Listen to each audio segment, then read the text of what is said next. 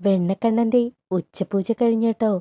ഇന്ന് ഉച്ചപൂജ കഴിഞ്ഞ് ശ്രീലകത്ത് കുസൃതി കാണിച്ചു നിൽക്കുന്ന ഒരു ചെറിയ ഉണ്ണിക്കണ്ണനാണ്. നല്ല കൗതുകമുണ്ട് ഇന്നത്തെ കളഭാലങ്കാരം കാണാൻ. ചെറിയ ഒരു ഉരലിന്റെ മുകളിൽ കയറി നിൽക്കുകയാണ് ഒരു ചെറിയ ഉണ്ണിക്കണ്ണനാണ് കേട്ടോ.